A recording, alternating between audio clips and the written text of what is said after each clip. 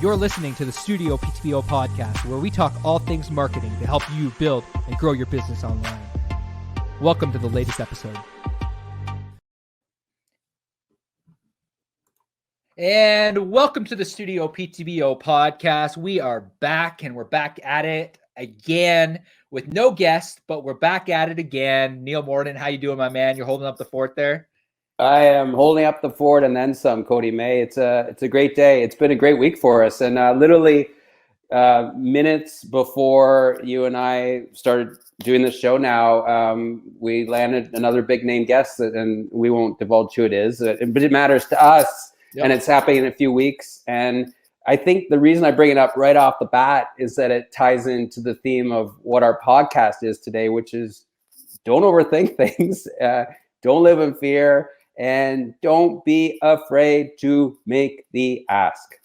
And that's the biggest thing. We landed a podcast guest. We're not going to divulge who it is, but we landed two podcast guests that are really, really big that are coming up. And again, like Neil said, a lot of people ask us all the time, how are you getting these guests? How are you getting people on your podcast? And I want to chat a little bit about that today, about just making the ask and not overthinking things. The other element is a lot of these guests that we're getting on our podcast, it's cool. And this is why I encourage everyone to start a podcast and stop overthinking, because I'm getting free consulting from these business owners. And it's freaking amazing. It's you're all paying for their consulting work. I'm getting it for free. So no, it's great. And it's one of the things where I think so many people are paralyzed by action, where it's oh, should I start the podcast? Should I not start the podcast? Should I ask this guest to be on my show? Should I not ask this guest to be on my show?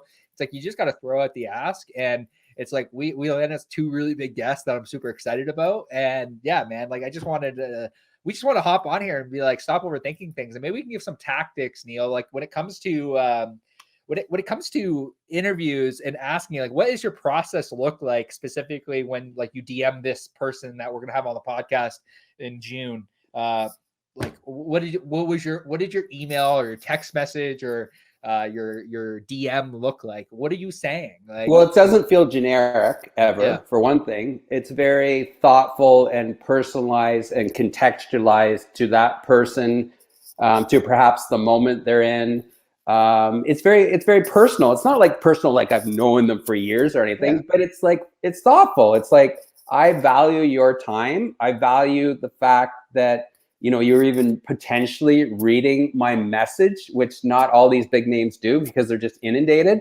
And I just take the time to contextualize as much I can and make an ask that's not, it's super, super soft sell ask. And, sometimes it starts with a 1 or 2 liner, and then I'll do a follow-up. I'll be hey, if you're interested, I'll send you a booking link. It just depends on the context, but I never make it feel like I'm just spamming them. It's very thought out, Cody. Yeah, a lot of times when I start out, it's hey, I've been following your journey for a long while.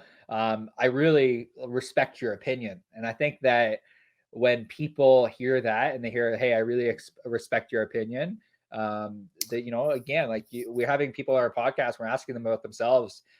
Yesterday, Adam, our good friend Adam from the Poster List was on the show, and it's give a shout out, go buy his product. And I think that if you provide more value than what you ask for in return in the podcast, I think that is how we're getting a lot of our guests. The other element is when people look back on our podcast and they look at essentially what we talk about, it's very focused around them. And really the goal more than anything is how do we provide as much possible value to our community with these guests, so they contextualize to the business community, even if they're not a business owner or entrepreneur.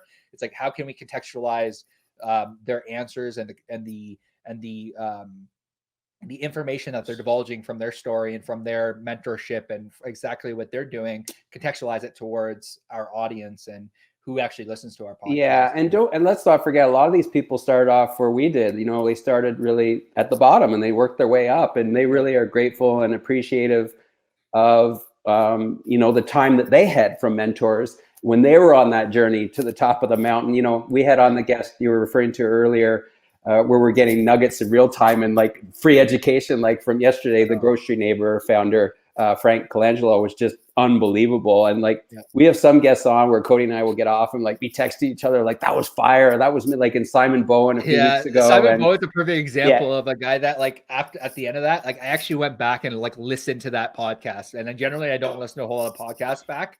But that one was like, oh my God, like there were so many good nuggets. And it's like he essentially gave us an hour of free consulting. And that's the thing about podcasts is like, go listen to the Simon Bowen. Like if you're struggling to grow your business, go listen to that podcast because that's an hour of free consulting that he essentially gave us. Yeah. And what I'd say to people too, well, I gotta say, like, we have local people on all the time too. They're awesome. They're just as awesome. We've learned just as much from local entrepreneurs like Bob Govros, and there's so many wonderful people. It's not about getting the big names, but some of the bigger names we're getting have just built, $1 million companies and they're serial entrepreneurs. So we want to strive to be the best agency ever, right? We want to be the best at what we can be. And the way to do that is to interview the best people around the world. So that's sort of our ethos and approach. So it doesn't mean that we're by any means discounting local. We love interviewing local people, but it's local, national, global. And what I'd say too is that, fundamentally it's a mindset of, if you look at everyone as just a human being at the end of the day, and that's what I do. Like I used to, for years, I'm like, oh, the celebrity or this or that. And, I don't get off on that anymore. I don't get like a high off of being around a celebrity. I appreciate what they've done. But if you fundamentally see everyone as human, then it really changes the trajectory of how you approach them. Yep, 100%. No, I totally agree with you. If you just look at everyone as human and you just, and like it's a fundamental shift, I think, in the mindset. I think everything, like whether it be creating content, whether it be, asking somebody on your podcast, whether it be looking at, somebody just as a human rather than as a celebrity, it's a shift of the focus. It's like, what if I looked at things this way? And it's the same thing with content creation. It's like, what if I look at things this way? Like, what if I were to just actually shift my focus and look at things as like, I just need to start. And that's really what we want to kind of dive into today is, what if you were to just start and you were to just learn how to do something well, and you were to believe in your ability to figure things out? I'm telling you right now that I know for a fact that people go back and they listen to these podcasts, but they might not be commenting on these podcasts. But I know that they're seeing them, and it's like it's that brand repetition that we talk about all the time. That like you as an entrepreneur, you as a business owner, you just need to create content. You need to tell your story. You need to figure out how you're going to get a message out, whether it be starting a podcast. Just go and do it. And I think that so many people overthink things, and what ends up happening is like you got to remember that this is free this is free PR. You start a podcast, you start to interview a bunch of people. Shout out to somebody in our StudioPTBO marketing hacks group, Wade Hamlin, who just started. You know what I mean? Like he just started. He didn't overthink things. He just like, I'm going to go interview all these restaurant owners, and he just started. And he's built a big part of his brand within the last month or two since the pandemic started. Yeah. He's been in our fireside chat groups, and he's listening. And then he's actionable items afterwards, and he's making shit happen. And I don't understand the mentality of I guess primarily, fundamentally, Cody, people worry about how others are going to judge them. And maybe it's just that I'm older now and have more wisdom, but I don't really care at the end of the day if not everyone likes us or what we're doing, because we are doing what we feel is best. We're helping people.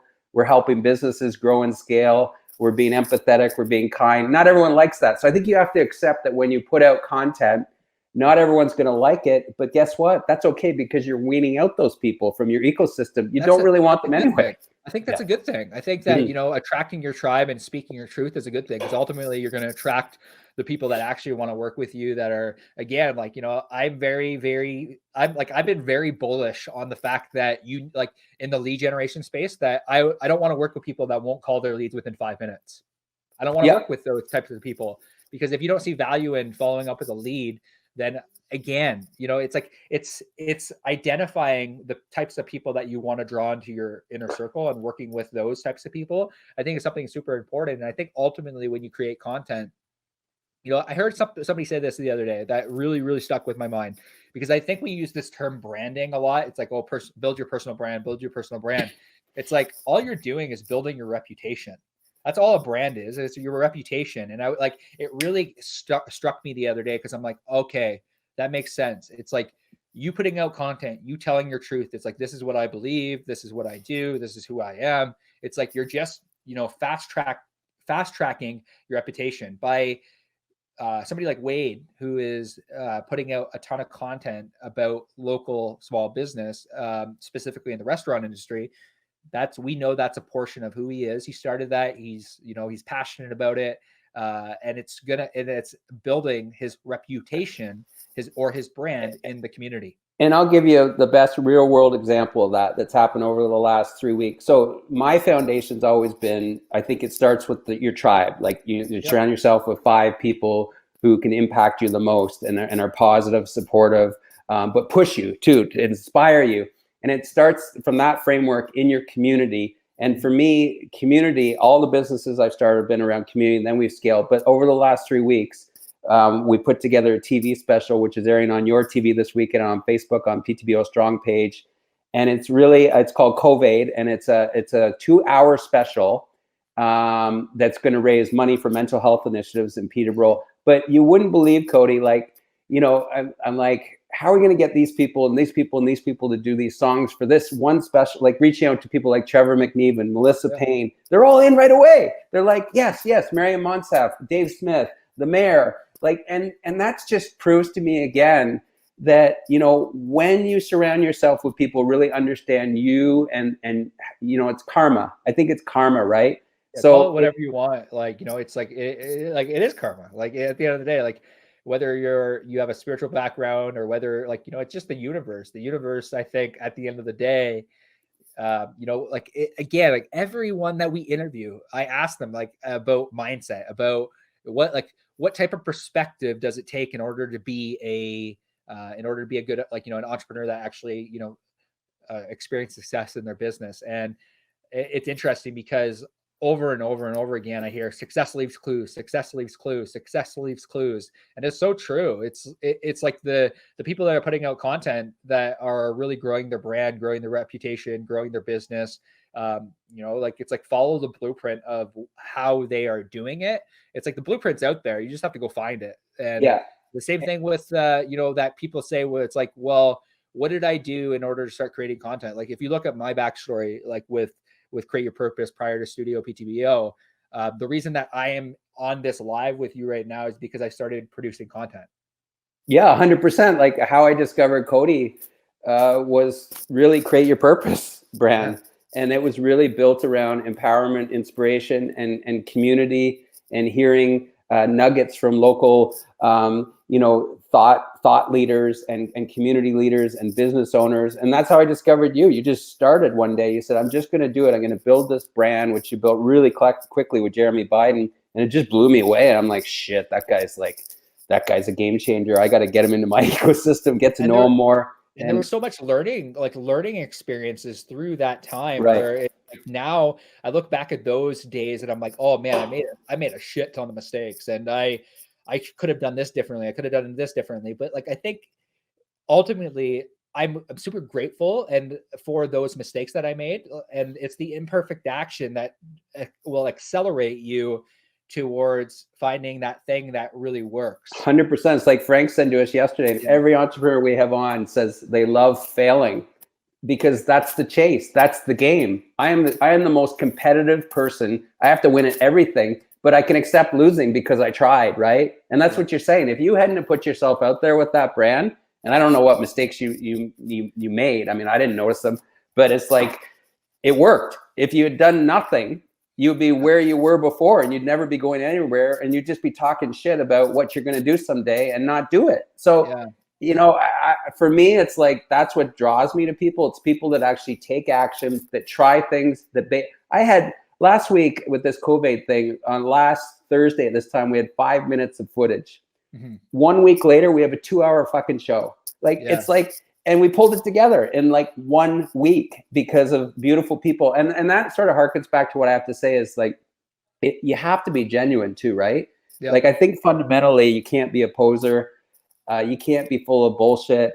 People can tell, right? The consumer, your friends, your potential friends, they can tell if you're just if you're poser, if you're faking, right? You totally have to be true to who you are, because ultimately, like who you are is going to eventually come out.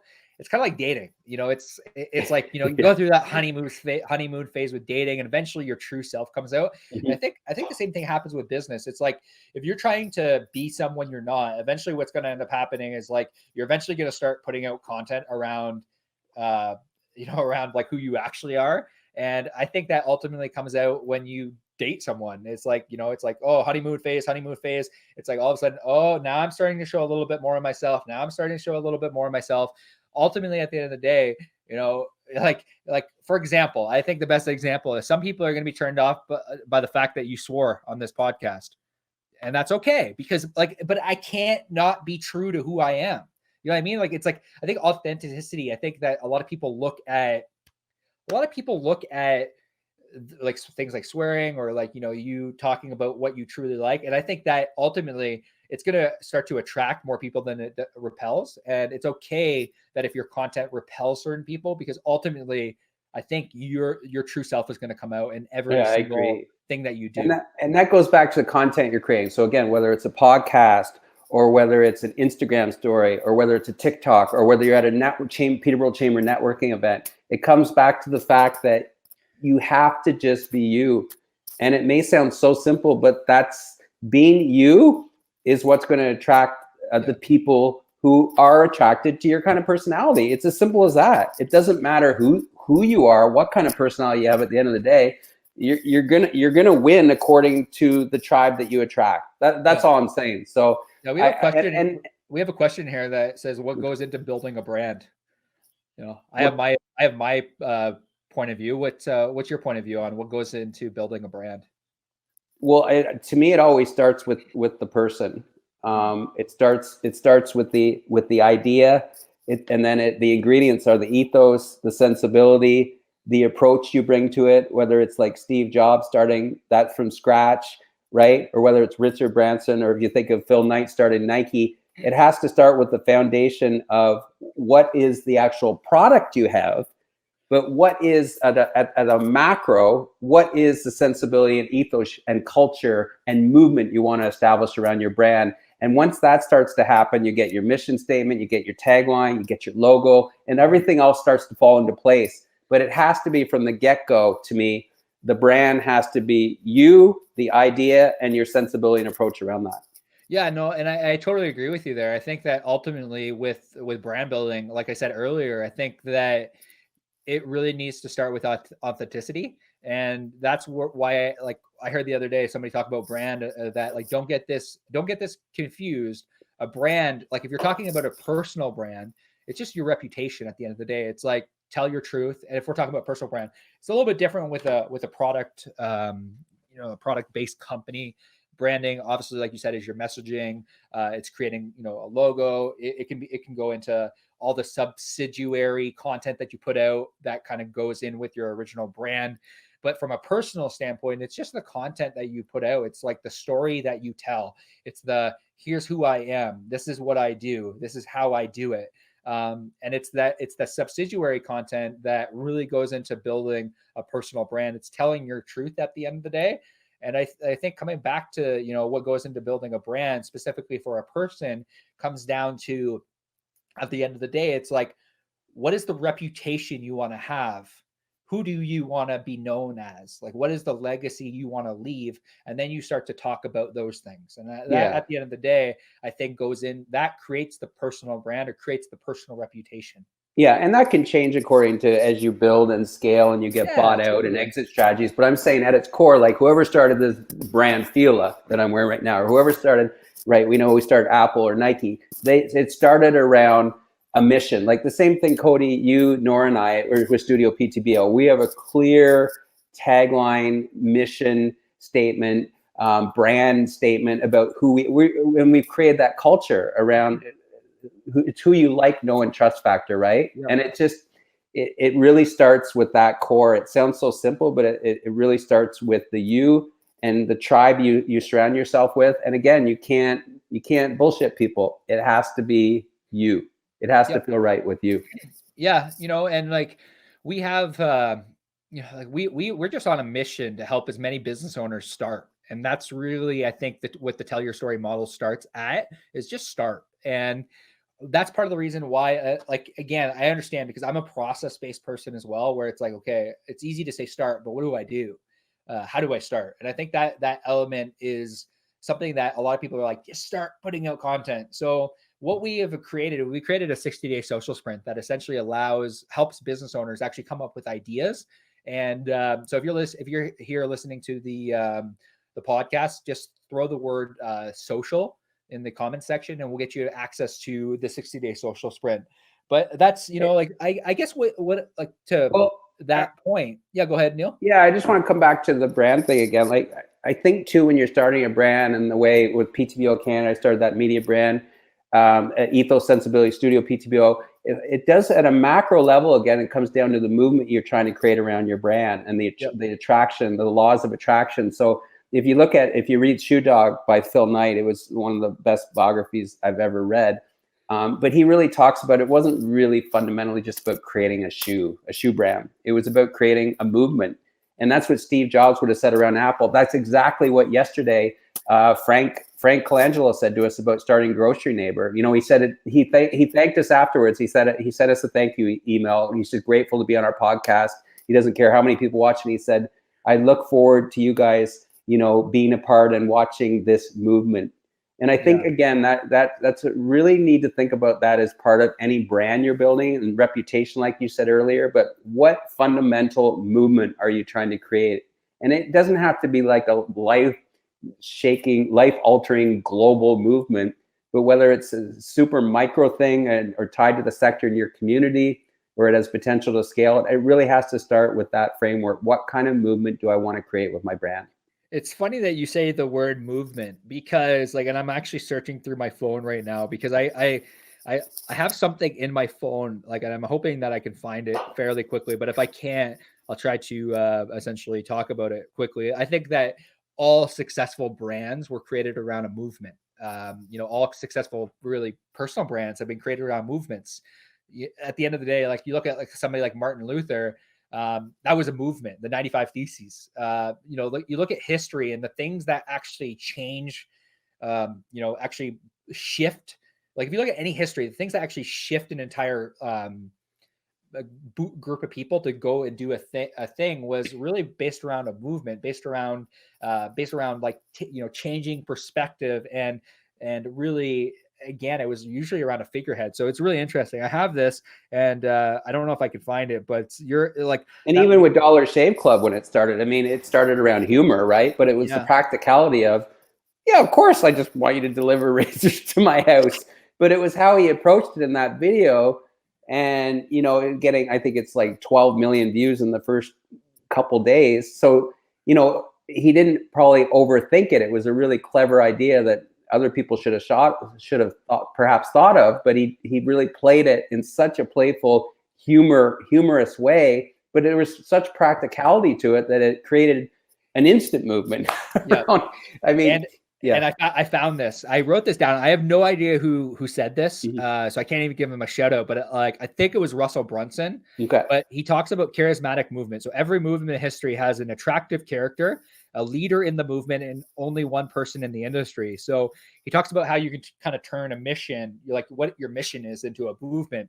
So, and there's four key core functions to this: define and unify your tribe, provide a plan for your movement, be the person that defends against, and advocate for your clients.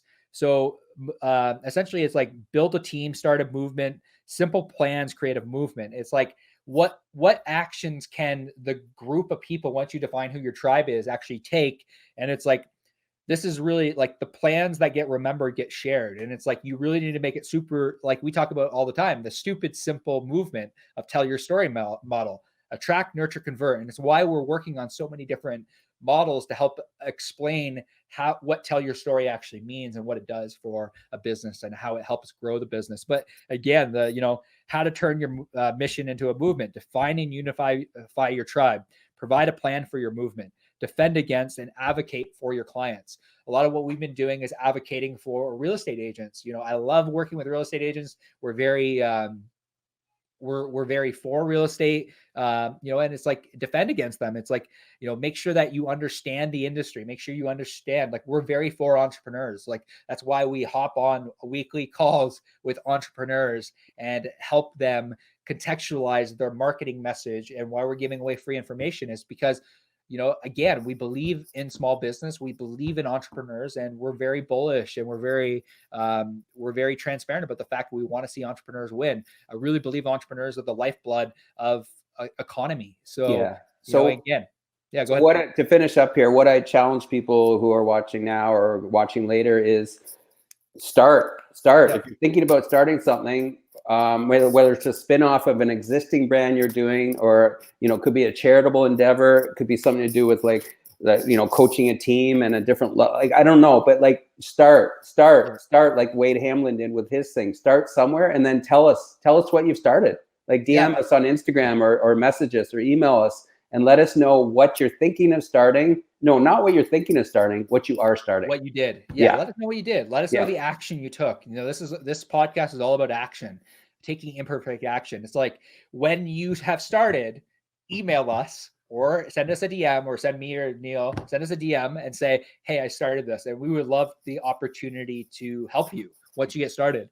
Love it. Neil, man, awesome. I feel fired up because we've had so many great guests on our podcast over the last, couple weeks, and we're almost at 100, man. 100 episodes. We almost had 100, and we're going a lot harder on these, on producing content, because again, like, it helps build businesses, and we see it. So that's why we want you to start. We are for entrepreneurs. And if you're a business owner, an entrepreneur that is looking to grow and scale your business in the online space, we would love the opportunity to have you inside the Studio PTBO Marketing Hacks group. Just literally search Studio PTBO Marketing Hacks on Facebook, and you'll be asked 3 questions to get in the group. It's full of entrepreneurs that are just, hungry to grow. And every Tuesday at 11 a.m. Eastern Standard Time, we do fireside chats. And essentially what it is just contextualized business and marketing advice that really will help you take action. And that's really what we want you to do. It's a free training that we do weekly, and it's just a kind of more of a talk than anything. And we would love to see you inside of the Studio PTBO Marketing Hacks group. Thank you, Neil, for hopping on here with me today to chat about taking action. Once you take an action, send us a message. We would love the opportunity to chat with you. Hope you have a great day. Thanks, Neil. And thank you for tuning into the Studio PTBO podcast. We will see you soon.